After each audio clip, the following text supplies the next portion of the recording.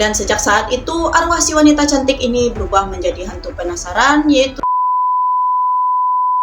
Halo gengs, ketemu lagi sama aku Destiana Safitri di channel ini. Kali ini aku bakal kembali lagi bawain sebuah kisah horor. Kalau minggu yang lalu aku udah bahas tentang jenis-jenis hantu yang ada di Indonesia, sekarang gantian yaitu yang berasal dari Jepang. Gak usah takut, santai aja, mereka jauh, kita cuman dengerin ceritanya aja. Oke, kalau gitu sekarang kita langsung masuk aja ke ceritanya.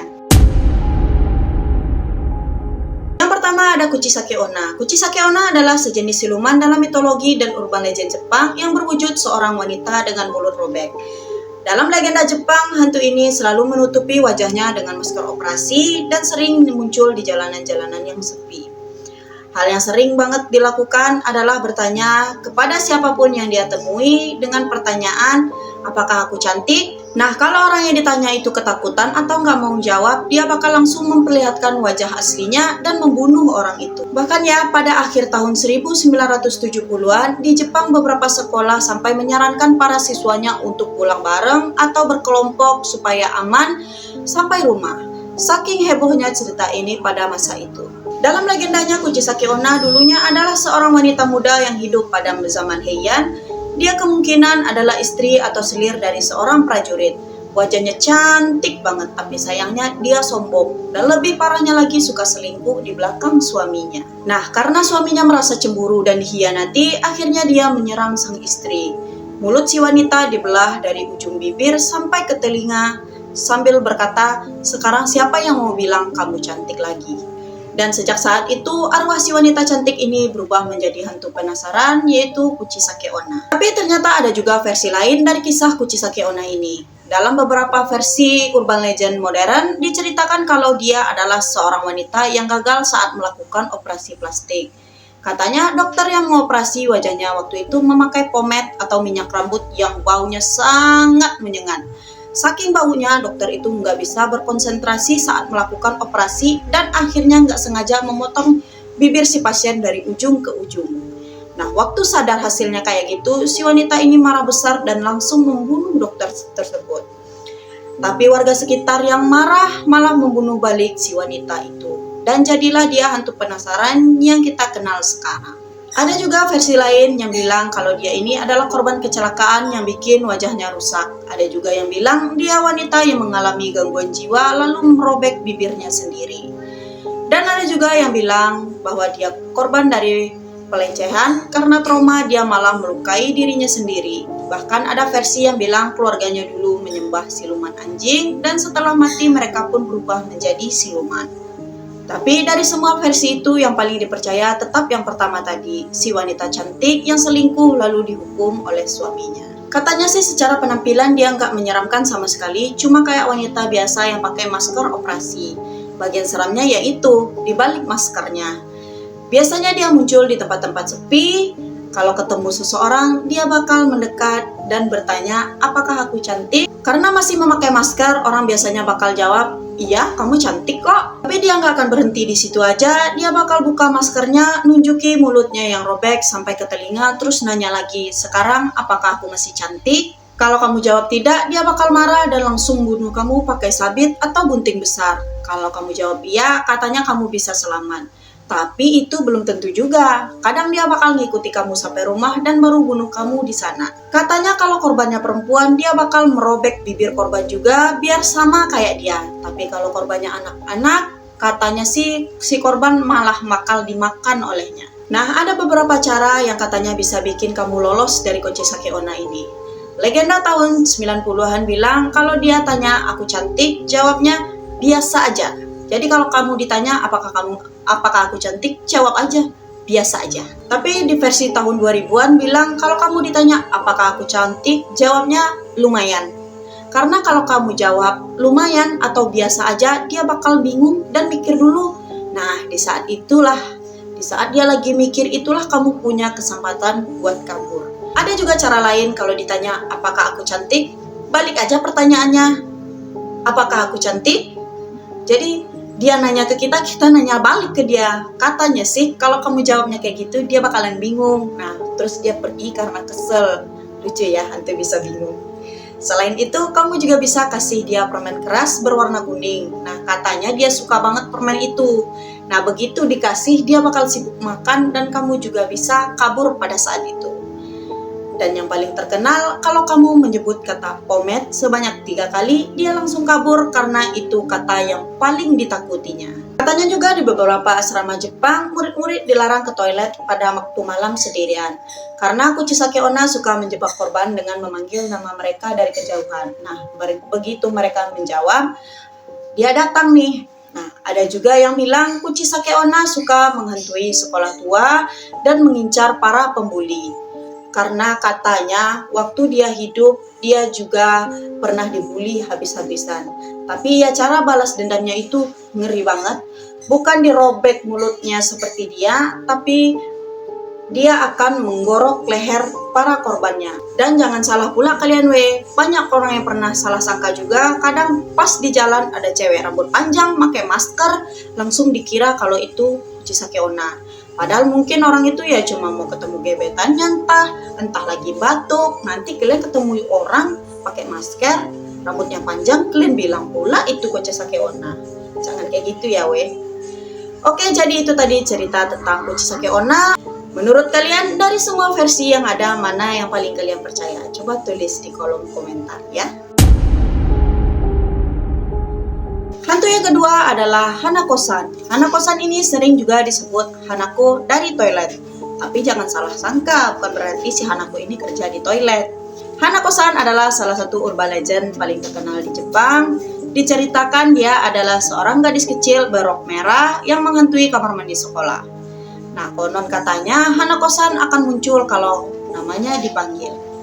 Kenapa namanya Hanako? Karena di tahun 1950-an nama Hanako ini sangat umum dipakai di Jepang.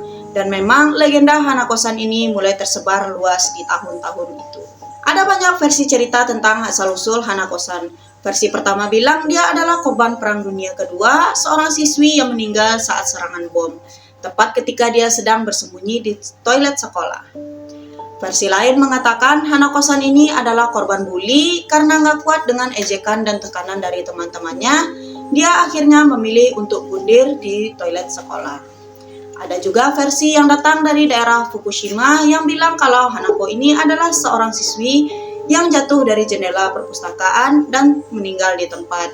Rohnya kemudian menetap di sekolah itu dan bersembunyi di kamar mandi. Ritual untuk memanggil Hanako-san ini sering banget dilakukan anak-anak di Jepang. Nah, biasanya sebagai uji nyali atau semacam untuk pembuktian keberanian gitu. Seperti kebanyakan anak-anak yang mencoba main jelangkung di Indonesia. Caranya juga unik. Untuk memanggil Hanako-san, kamu harus pergi ke toilet perempuan yang ada di lantai 3, kemudian masuklah kalian ke bilik nomor 3. Setelah itu, ketuk pintu itu sebanyak 3 kali, lalu bilang, Hanako-san, apakah kamu di sini? Kalau tiba-tiba kamu dengar suara lirih dari dalam menjawab, aku di sini, jangan pernah kamu mencoba untuk membuka pintu tersebut. Karena kalau kamu coba membuka, Hanako-san bakal menarikmu masuk ke dalam kamar mandi itu dan ya kamu gak akan pernah kembali lagi. Tapi katanya nih gak semua toilet bisa dipakai untuk ritual Hanako-san. Hanya toilet yang ada di lantai 3 dan bilik nomor 3 aja yang dianggap suci buat pemanggilannya. Kayak ada aturan yang gak tertulis gitu. Dan katanya kalau kamu nekat coba ritual ini di tempat lain, Hanako-san gak akan muncul, tapi bisa jadi malah yang datang entitas lain yang jauh lebih jahat. Ngeri banget ya. Ada cara unik juga yang dipercaya bisa bikin kamu selamat dari Hanako-san, yaitu membawa nilai ujian yang bagus. Kenapa? Karena semasa hidupnya Hanako-san ini katanya nilainya jelek terus. Makanya kalau dia lihat kamu bawa nilai yang bagus, dia bakalan minder dan kabur. Lucu ya hantu bisa minder karena nilai. Ada juga versi yang bilang kalau Hanako-san ini sebenarnya bukan jahat, dia cuma kesepian dan pengen ada teman bermain di sekolahnya. Tapi ya tetap aja cara mengajaknya bermain itu ya nggak biasa dan sangat serem ya. Legenda Hanako-san ini saking terkenalnya sampai sering banget dijadikan film, anime, dan bahkan game. Dan tiap adaptasi punya versi cerita yang beda-beda. Ada versi sedih, ada yang versi sadis. Tapi satu hal yang sama, dia selalu muncul di toilet sekolah perempuan. Dan kalau kamu dengar suara aku di sini, udah jangan diladenin, langsung aja kabur dari tempat itu. Jadi itulah tadi kisah tentang Hanako-san, hantu anak sekolah yang menghantui toilet. Kalau kamu disuruh nih uji nyali di sekolah dan disuruh ke toilet malam-malam sendirian, ingat aja cerita ini dulu ya. Siapa tahu Hanako-san masih betah di sana. Nah, dari legenda Hanako-san ini kita lanjut ke hantu Jepang yang ketiga yang mungkin udah gak asing lagi buat kalian karena filmnya sangat terkenal di seluruh dunia. Hantu yang ketiga ini pasti udah gak asing lagi buat kalian. Namanya adalah Sadako Yamamura. Hantu perempuan berambut panjang yang keluar dari sumur dan bikin siapapun yang menonton video ini mati dalam waktu 7 hari. Yap, ini dia si hantu dari film legendaris The Ring. Tapi sebelum dikenal lewat film, kisah Sadako ini ternyata berasal dari urban legend Jepang yang jauh lebih gelap dan menyedihkan.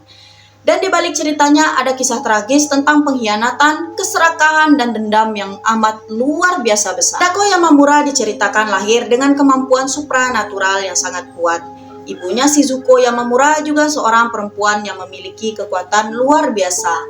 Dia sering diminta untuk memamerkan kekuatannya di depan umum kayak semacam pertunjukan spiritual gitu. Tapi sayangnya setelah beberapa kali tampil, orang-orang mulai menuduh Shizuko sebagai penipu. Bahkan media pada masa itu menghujatnya habis-habisan. Karena nggak tahan sama tekanan dan rasa malu, Shizuko akhirnya bundir. Nah, sejak saat itu Sadako tumbuh jadi gadis pendiam, tertutup, dan aneh. Orang-orang di sekitarnya sering bilang dia nggak normal. Tapi yang mereka nggak tahu, kekuatan batin Sadako jauh lebih mengerikan daripada sang ibu. Sadako bisa membunuh orang hanya dengan pikirannya. Dia punya kemampuan yang disebut Nensa, yaitu kemampuan memproyeksikan pikiran ke dalam suatu benda, terutama ke dalam kaset video. Nah, dari sinilah muncul legenda kaset terkutuk Sadako. Konon siapapun yang menonton video itu akan menerima telepon misterius dan 7 hari kemudian mati dengan cara yang mengerikan. Wajah korban biasanya ditemukan dengan ekspresi ketakutan yang amat luar biasa. Mata melotot, mulut terbuka lebar, dan tubuhnya membiru seolah-olah mereka melihat sesuatu yang gak bisa dijelaskan. Nah, kalau di versi film, Sadako digambarkan sebagai roh jahat yang dikurung di dalam sumur, tapi di versi legenda aslinya ceritanya lebih tragis lagi. Setelah ibunya meninggal, Sadako dibawa ke Tokyo oleh ayahnya, dan di sana dia bertemu dengan seorang reporter yang dulu pernah menghina ibunya. Reporter itu mencoba mempermalukan Sadako di depan umum, tapi Sadako marah dan secara tidak sengaja membunuhnya dengan kekuatan yang dimilikinya. Karena takut ketahuan, seorang pria yang bekerja di teater tempat kejadian itu menjerat Sadako, memukul kepalanya, lalu melemparkannya hidup-hidup ke dalam sumur. Sadako sempat berteriak-teriak minta tolong selama berhari-hari di dasar sumur itu, tapi nggak ada yang datang menyelamatkannya. Dan disitulah dia akhirnya meninggal dunia dengan penuh dendam di dalam hatinya. Beberapa tahun kemudian di tempat Sadako meninggal terjadi fenomena yang aneh. Setiap orang yang masuk ke area itu merasakan hawa dingin yang nggak wajar dan sering melihat bayangan perempuan berambut panjang. Dan entah gimana ceritanya, kekuatan dendam Sadako ini tertanam di sebuah kaset video. Siapapun yang mencoba menontonnya tanpa sengaja terhubung ke energi jahat Sadako. Setelah 7 hari, Sadako bakal muncul dan membunuh mereka, entah lewat mimpi, refleksi cermin, atau bahkan keluar langsung dari TV. Sebenarnya Sadako ini bukan cuma sekadar hantu yang menakutkan. Kalau dilihat lebih dalam, Sadako melambangkan rasa sakit dan dendam dari seseorang yang dikucilkan. Dia korban dari kejahatan manusia, gosip, dan ketakutan orang-orang terhadap hal-hal yang gak mereka paham sama sekali. Tapi karena rasa dendamnya terlalu besar, akhirnya dia berubah jadi sosok yang menebar teror tanpa henti. Coba deh pikir, cuma dari satu karakter perempuan yang berambut panjang, pakai baju putih, keluar dari sumur, itu aja udah cukup buat bikin orang trauma menonton TV sendirian. Sadako jadi ikon horor Jepang yang paling terkenal di dunia. Dia bahkan jadi inspirasi dari banyak hantu perempuan di film Asia. Sampai sekarang karakter Sadako masih sering muncul di film modern, bahkan sempat dibuat crossover melawan Kayako. Jadi kayak Sadako versus Kayako. Kebayang nggak? Dua hantu legendaris saling adu serem. Oke, jadi itulah tadi kisah lengkap dari Sadako Yamamura, sosok perempuan yang hidupnya tragis dan matinya penuh dengan dendam, yang akhirnya berubah jadi legenda paling menakutkan di Jepang. Nah, itulah tadi beberapa legenda hantu yang paling terkenal dari Jepang. Mulai dari Kuchisake Onna, si wanita bermulut robek, Hanako-san yang suka muncul di toilet sekolah, sampai Sadako Yamamura yang bikin siapapun merinding tiap lihat TV yang bersemut. Kalau dipikir-pikir ya, hantu-hantu Jepang ini bukan cuma sekadar serem, tapi juga punya cerita yang dalam banget di baliknya. Tentang rasa sakit, kesepian, dan dendam yang gak pernah selesai. Mungkin itu juga sebabnya kenapa kisah-kisah mereka terasa lebih ngena dan susah banget buat dilupain. Tapi gimana nih menurut kalian? Dari ketiga hantu tadi, mana yang paling bikin kalian merinding atau malah bikin kalian penasaran? Atau kalian punya versi legenda Jepang lainnya yang lebih menyeramkan lagi? Coba tulis di kolom komentar. Biar nanti next video aku bisa bacain di video selanjutnya. Dan jangan lupa kalau kalian suka video kayak gini, klik tombol like, subscribe, dan nyalain loncengnya biar kalian gak ketinggalan cerita-cerita horor menarik lainnya. Oke, aku Destiana Safitri, pamit dulu, sampai ketemu lagi di cerita selanjutnya. Selamat malam dan semoga kita bisa tidur nyenyak malam ini. Gitu pun kalau bisa gak kebayang-bayang sama 3 hantu yang kita bahas barusan. Jangan lupa klik tombol subscribe dan tulis kritik dan saran untuk pembahasan selanjutnya. See you next video, gengs!